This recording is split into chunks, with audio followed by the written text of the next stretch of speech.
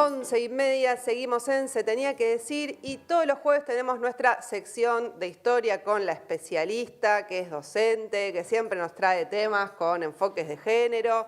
Ana Sánchez, muy buenos días, Ana, ¿nos escuchás? Hola chicas, ¿cómo están?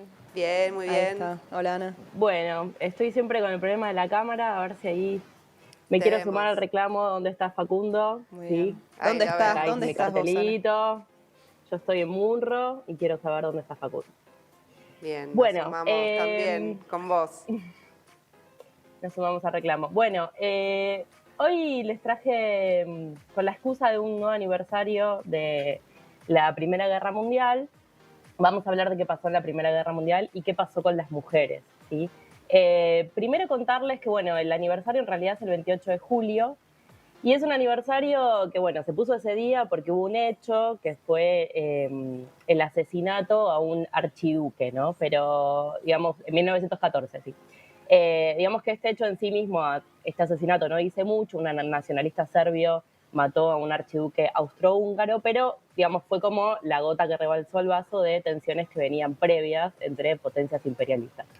Hay que decir algo, ¿sí? La guerra fue una guerra, esta Primera Guerra Mundial fue una guerra imperialista, o sea, la intención era una contienda, una competencia por mercados y por nuevos territorios y zonas de influencia, ¿sí?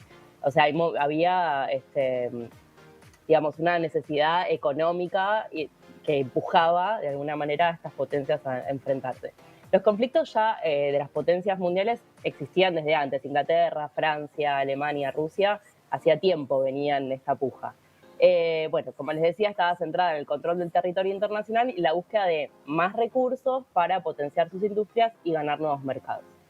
Ya había habido conflictos bélicos anteriores, pero nunca de la magnitud que fue la Primera Guerra Mundial. Para que ustedes tengan alguna idea de lo dramático de la situación y de la magnitud, porque por ahí vemos películas o vemos imágenes, pero para que vean algunos datos. La guerra duró 4 años, 1914-1918. Se peleó en Europa, Asia y África. Intervinieron 30 países, afectó a 80 millones de personas y por lo menos 10 millones murieron en la batalla, más una cantidad de millones enorme de personas que murieron posterior a la guerra en la gripe española en 1918. Bueno, fue una guerra que trajo una novedad en el combate, pues una guerra de trincheras. Hasta ese momento las guerras eran en el terreno, se peleaba de otra manera. Se utilizaron armas químicas que se habían utilizado antes, pero esta vez fueron de una utilización masiva. Y como decía Lenin, fue una época de crisis, guerras y revoluciones la que se abrió en este periodo y bueno, muy errado no estaba y ahora vamos a ver por qué. Perdón, Ana, ahí, ¿sabes qué? Sí. Me estaba acordando de la película esta, 1917, creo que es, que muestra justamente lo que eran las trincheras. Me gustó mucho porque Sí. es como que te sentís medio, cuando estás viendo la película, que estás en las trincheras porque te va pasando la cámara ahí por todos esos túneles que hacían.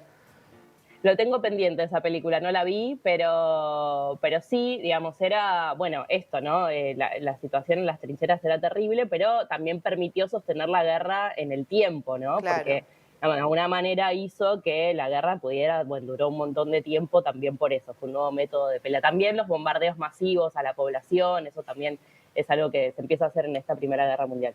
Bueno, mientras preparaba esta columna, me puse a pensar, bueno, también viendo películas y demás, seguro que en esa película aparece, digamos, está muy centrado en lo masculino cuando hablamos de guerras, ¿no? Películas, Sí. imágenes, uno piensa, bueno, un varón, armas, varones en el frente, y bueno, la verdad es que sí, digamos, en la Primera Guerra Mundial, una de las características fue que se convocó a la población masivamente y se lo llevó al frente, ¿no? Como que no podías tampoco obviar eso, no era una decisión, te convocaban y te mandaban a pelear, pero es algo que capaz que no está tan señalizado, o sea, no se ocupa tanto la historia de esto. Las mujeres también cumplieron un rol, digamos, ¿no? O sea, a los pocos meses de que los varones tuvieron que ir a pelear en el frente, ¿qué pasó con las mujeres? Tuvieron que ir a ocupar los puestos de trabajo de los varones. Y lo hicieron, por supuesto, con jornadas excesivas, de horarios, bueno, en condiciones de trabajo terribles y con apenas muy poco salario, con el objetivo de, bueno, colaborar en la pelea y en la guerra. Mientras las mujeres iban a trabajar, los varones estaban al frente, las mujeres trabajaban y además tenían que cuidar obviamente de sus hijos y de sus familias. Entonces, nos vamos a ocupar de ver un poquito de esto. En ese momento, millones de mujeres pasaron en muy poco tiempo a cumplir oficios que parecían que eran solo de los varones, como hacer municiones, bueno, producir alimentos, manejar trenes, tranvías, bueno, y además enfermeras, maestras que capaz que eran tareas más identificadas con el género femenino. Esto las ubicó a las mujeres en muy poco tiempo, a muchas mujeres en lugares centrales de la producción. Y esto fue importante para sostener la guerra y también fue importante para los años que vinieron después, porque las mujeres cumplieron un rol muy revolucionario organizando, o sea, desde este puesto que tenían y este puesto importante en la producción y de poder reunirse, poder encontrarse entre todas y ver que los problemas eran similares, pudieron organizar, bueno, manifestaciones, boicots y hasta una revolución. En Rusia, en 1917, hubo una revolución que empezó un 8 de marzo, justamente con las mujeres trabajadoras, el Día de las Mujeres, que pedían paz, ¿sí? Ya unos años después de comenzar la guerra, pedían mejores condiciones de trabajo y también pedían por los alimentos para sus familias. También derechos políticos, porque esto les quiero decir que antes de la guerra, casi en ningún lugar del mundo las mujeres podían votar. Y esto nos lleva de nuevo a ir un poco hacia atrás y ver qué pasaba antes de la guerra, porque un tiempo previo a la Primera Guerra, que les dije que era 1914, era el inicio del feminismo de la primera ola, ¿no? Que tenía entre sus reclamos sobre todo la igualdad con los varones y el derecho de las mujeres a votar. Las sufragistas se habían convertido en un movimiento muy importante, por ejemplo, en países como Inglaterra. O sea, movilizaban cientos de miles de mujeres y tomaban métodos muy radicales.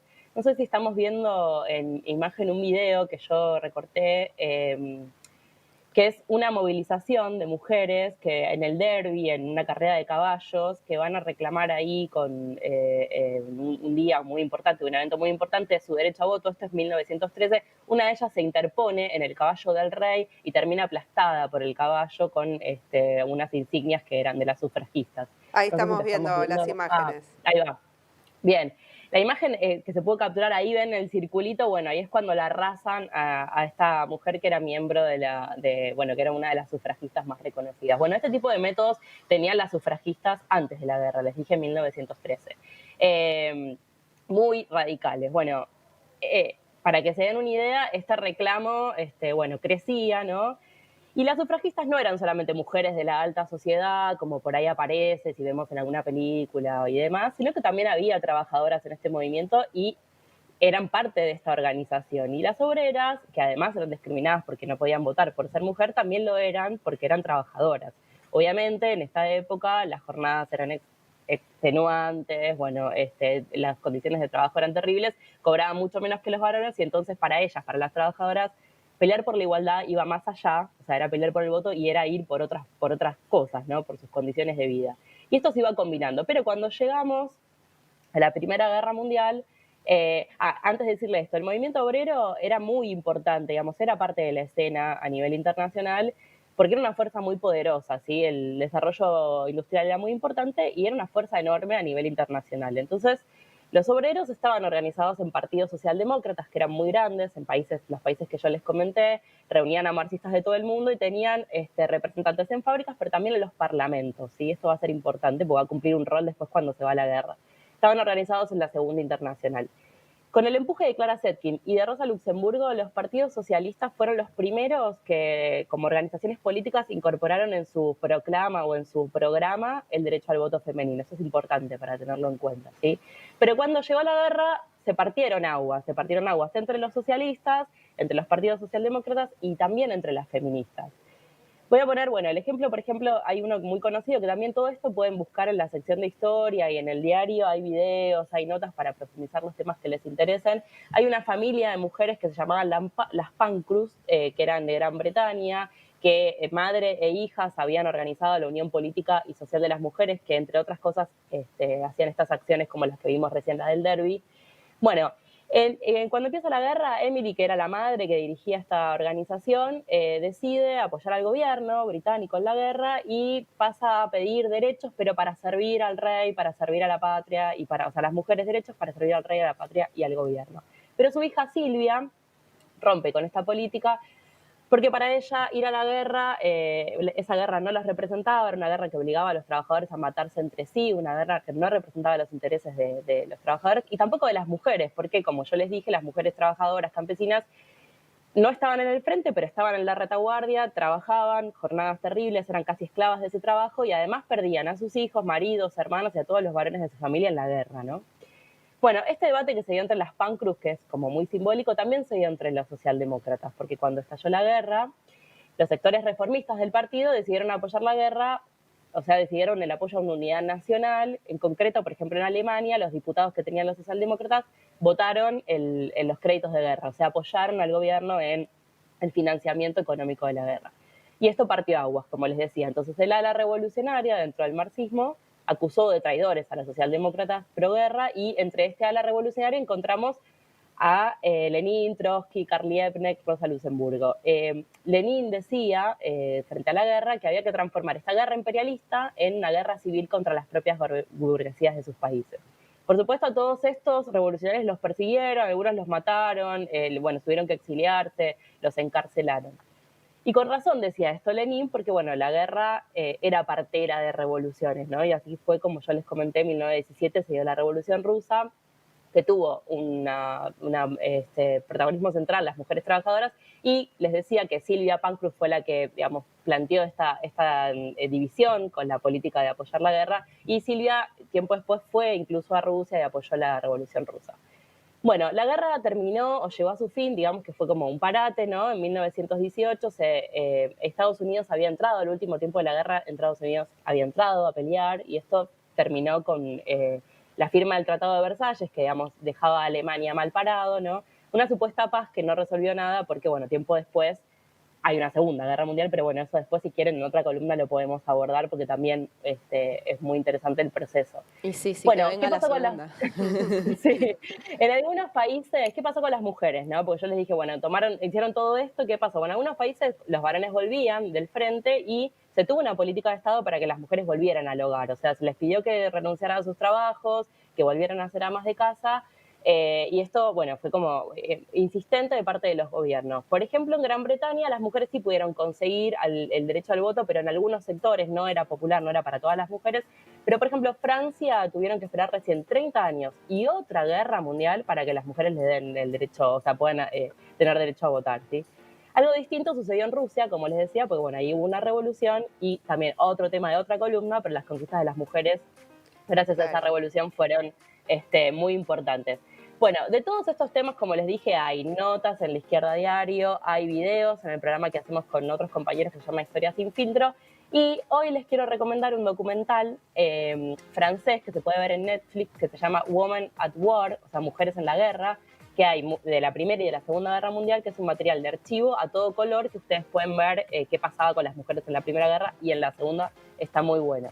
Buenísimo. Y no sé si tienen por ahí los libros también que editamos de Ediciones IPS. Bueno, tenemos ahí para hacer el archivo. En la mesa, siempre listos. Muy bien. Tenemos luchadoras, ahí van a encontrar artículos de varias de estas mujeres, o sea, historias de vida de estas mujeres que yo les fui contando, y los marxistas de la Primera Guerra Mundial, que también es para conocer un poco más qué opinaban este sector revolucionario de los marxistas. Buenísimo. Bueno, chicas, espero que les haya gustado, que haya servido para conocer un poco más. Un gran resumen de un periodo bastante complejo, con mucha discusión, pero me encantó, Bien resumido. Sí, la seguimos. Después pueden tirar sus comentarios a ver qué otros temas quieren. Obviamente. Ana Sánchez. Bueno, chicas, un abrazo grande. Un beso grande. Ana Sánchez en Se Tenía que Decir.